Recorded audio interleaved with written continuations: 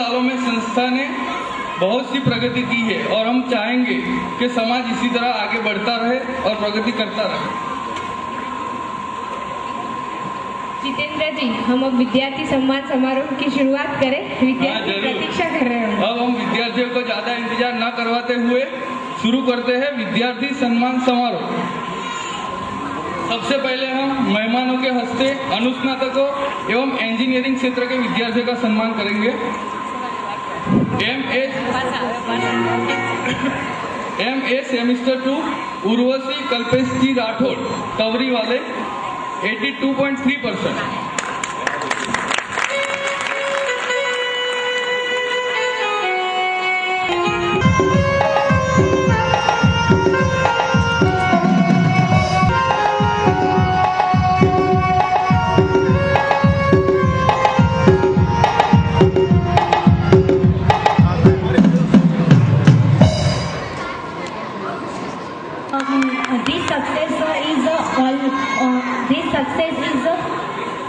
Only my parents, due to only my parents.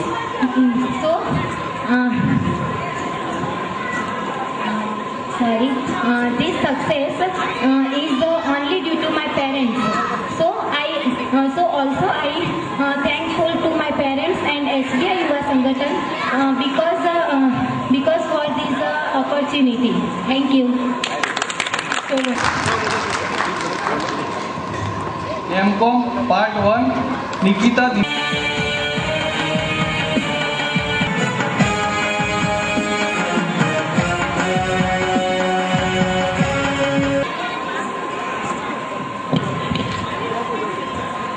हम अपने बच्चों को इस कदर अच्छे इसको इतना कीर्तिमान स्थापित करें कि जो राह भूले हुए हैं उनको भी राह मिले।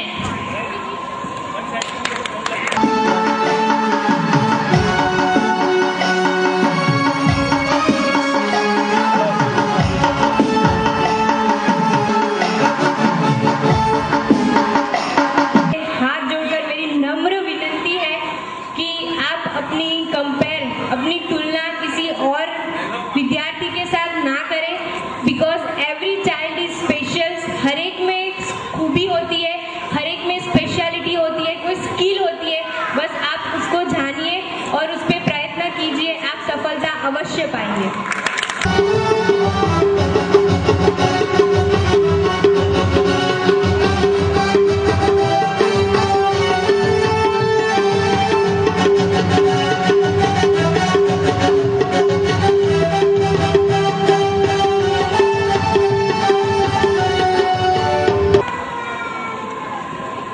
Thanks a lot.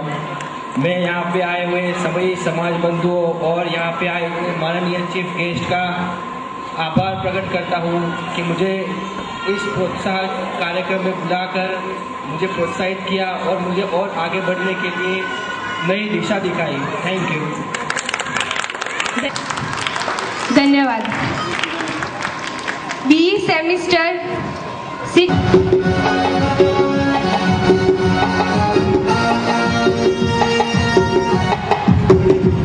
रश्मि जी के पिताजी आए हैं।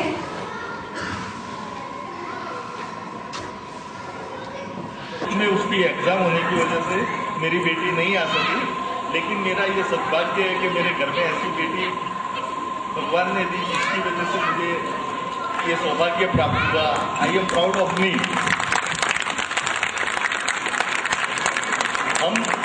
मैं ये चाहता हूँ कि समाज के सभी बंधुओं को ऐसा गौरव प्राप्त हो और वो अपने बच्चों को इस काबिल बनाएं कि समाज में कोई अपना स्थान प्राप्त कर सके। थैंक्स। मैं ये चाहता हूँ कि समाज के सभी बंधुओं को ऐसा गौरव प्राप्त हो और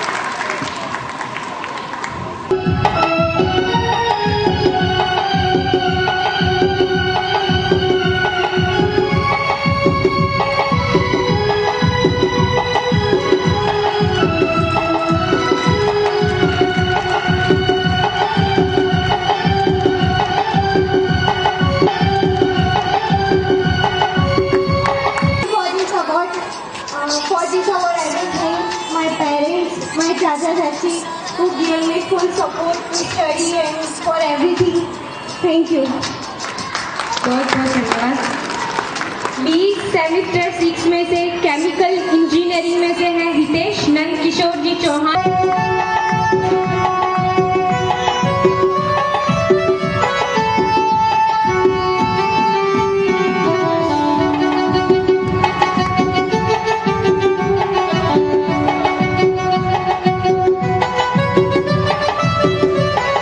all member and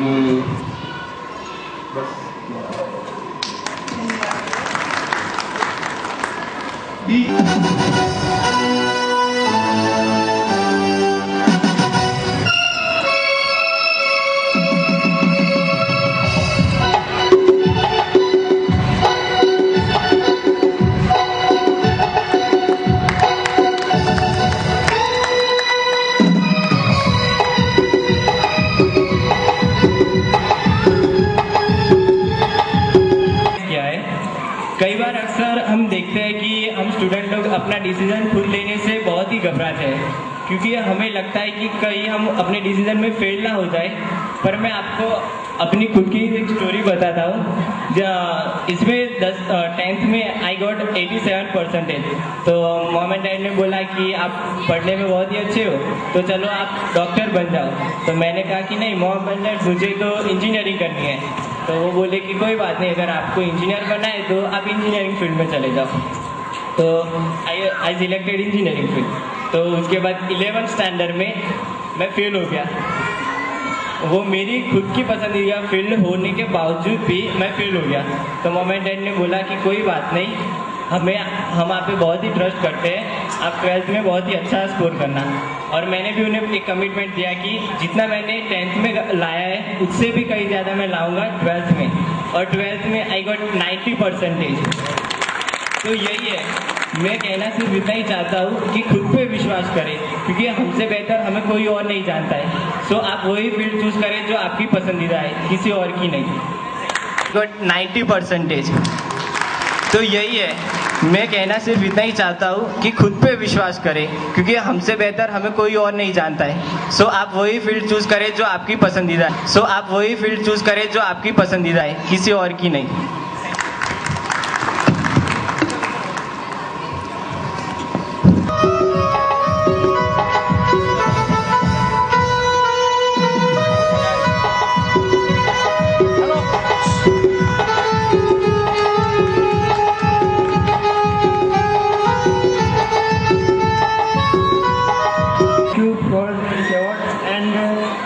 फैमिली को भी मैं उनको सम्मान करता हूँ, तो उन्होंने मेरे को यहाँ तक पढ़ाया है।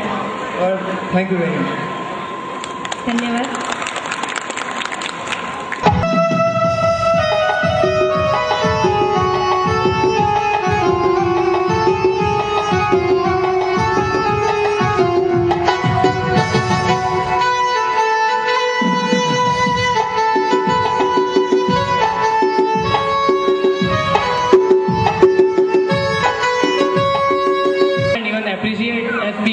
श्री ब्राह्मण स्वर्ण का युवा संगठन for organizing such innovative functions and encouraging all the students.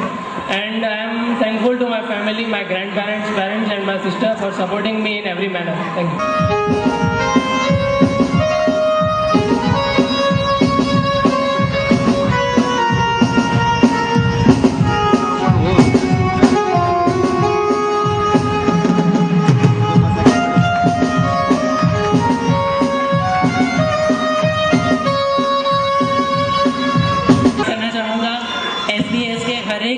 Committee members को, जब भी कोई स्टूडेंट ऐसी कोई जगह पे स्कोर करता है या मार्क्स ले आता है या कोई रैंक करता है, तब उसके पीछे किसी एक इंसान का या फिर एक स्टूडेंट का हाथ नहीं होता है। उसके पीछे उसके मम्मी पापा, उसके दीदी, उसके भाभी, सभी का हाथ होता है। I would like to thank all of them. Thank you. धन्यवाद। या देवी सर्वभूतेषु विद्यारूपेण संस्थिता नमस्तस्यै नमस्तस्यै नमस्तस्यै नमो नमः। विद्या की देवी सरस्वती को प्रणाम करते हुए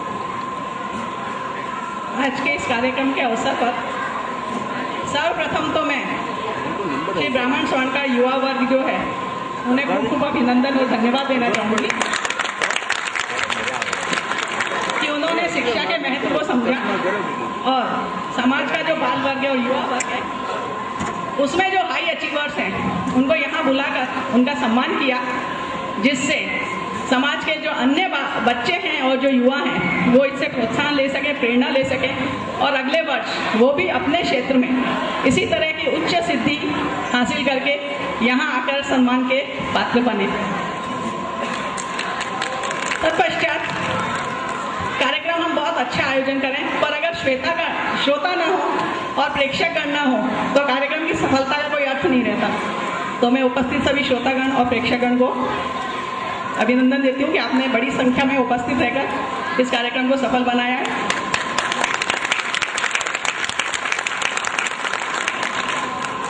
मुझे लगता है कि ये इस तरह का ये तीसरा कार्यक्रम है। पिछले कार्यक्रम में मैं उपस्थित थी, पर उससे पहले जो कार्यक्रम है उसमें मैं उपस्थित नहीं रह पाई थी। इस तरह के कार्यक्रम समाज में दर्शाते हैं कि हमारा समाज उत्तरोत्तर प्रगति कर रहा है, धीरे धीरे समाज में विकास हो रहा है। पर आज का जो युग है, विज्ञान और तकनीकी का जो युग है, उस युग के संदर्भ में देखें तो अभी भी हमें लगता है कि हम उतनी प्रगति नहीं कर पाए जितनी होनी चाहिए। देश और दुनिया के जो लिटरेसी के रेट्स हैं, यदि हम देखें तो भारत का जो लिटरेसी रेट है वो 70% है और राजस्थान का 69 है, और जबकि गुजरात का उससे भी हाई है, 78% है। अगर हम अपने समाज का लिटरेसी रेट निकालें तो मुझे नहीं लगता कि 35 या 40% से अधिक आएगा। तो हमें अभी भी इसी दिशा में विचारना है और उत्तरोत्तर प्रगति करनी है। यहाँ नीलम जी ने और जितेंद्र जी ने शिक्षा क्या है और शिक्षा किसे कहते हैं उसके बारे में कविता के रूप में बहुत अच्छा समझाया। शिक्षा जो है वो सिर्फ हम लोग स्कूली शिक्षा जो उसे शिक्षा नहीं कहते। गांधी जी ने शिक्षा की जो परिभाषा दी है उसके अकॉर्डिंग जीवन का संपूर्ण विकास, आध्यात्मिक, मानसिक और आर्थिक विकास जिससे हो वही शिक्षा कहलाती है। शिक्षा वो है जो हमारे विचारों को उन्नत बनाए, ऊंचे विचार प्रदान करे और हमारी लाइफ स्टाइल जो है वो उन्नत बने। जब उन्नत लाइफ स्टाइल की बात आती है तो हम लोग सोचते हैं कि भौतिक सुविधा, कि घर में एक बड़ा सा बंगला है, एसी है, बड़ी सी मर्सिडीज गाड़ी है, तो हमारी लाइफ स्टाइल बहुत हाई है। पर एक्चुअली में ये सब चीज़ों से लाइफ स्टाइल हाई नहीं होती। हम देखें तो ओसामा बिन लादेन ने, सद्दाम हुसैन, बहुत कुछ था उनके पास, पर फिर भी उनकी कोई इज्जत नहीं थी। जबकि गांधी जी, जिनके पास कुछ भी नहीं था तो भी समाज में उनकी, आज पूरे विश्व में उनका नाम है। तो उन्नत विचार ही हमारी लाइफ को ऊंचा बनाते हैं। उन्नत विचार कैसे हो? जब हम एक दूसरे से ईर्ष्या, राग, द्वेष इनमें से बाहर निकल के जब अपने बारे में नहीं विचारें और पूरे समाज के बारे में विचारें, तभी विचारों की प्रक्रिया बदलती है और समाज का विकास यहीं से शुरू होता है। अभी पिछले दिनों चुनाव प्रक्रिया जब चल रही थी तो टीवी पे काफी दिनों तक हमने एक सूत्र सुना, दिशा बदले तो दशा बदले।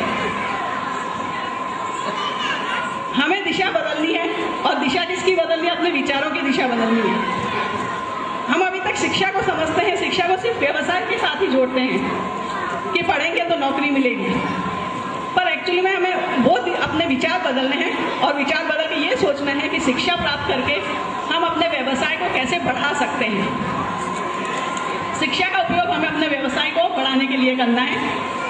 एक शिक्षित युवक है, उसकी विचार करने की दिशा अलग होती है, अलग दिशा में विचारता है, उसके दिमाग में हमेशा विचारों का प्रवाह चलता रहता है और कहाँ से ज्ञान प्राप्त करना वो जानता है। वो ज्ञान प्राप्त करके उसका उपयोग अपने व्यवसाय को बढ़ाने के लिए कैसे किया जा सकता है उसमें वो करता है। और अपने व्यवसाय को इस तरह शिक्षा प्राप्त करके, मैं ये नहीं कहती कि हमें अपना व्यवसाय छोड़ देना है, हमें अपना व्यवसाय चालू ही रखना है, पर शिक्षा प्राप्त करके उस व्यवसाय को एक नया आयाम देना है। पेरेंट्स की बात करूँ तो यहाँ पे पेरेंट्स का रोल बहुत बड़ा हो जाता है। अभी जैसे संकेत जी ने बात करी कि मैं 10th में बहुत अच्छे परसेंटेज लाया और 11th में फेल हो गया, पर मेरे पेरेंट्स ने मुझे हिम्मत दी कि नहीं नहीं तुम पढ़ सकते हो और आगे बढ़ सकते हो। सभी पेरेंट्स से मेरी विनती है कि आप भी अपने बच्चों को इसी तरह प्रोत्साहन दें। हमेशा एक पॉजिटिव एटीट्यूड रखना चाहिए। हमारे समाज में हम देखते हैं कि बच्चे स्कूल में तो एडमिशन लेते हैं 8, 9, 10 और 10th और 12th तक आके जब रुक जाते हैं है तो फिर पेरेंट्स सोचते हैं कि चलो पढ़ के क्या करना है, दुकान पे बैठो। पर एक्चुअली यही पेरेंट्स की सबसे बड़ी गलती है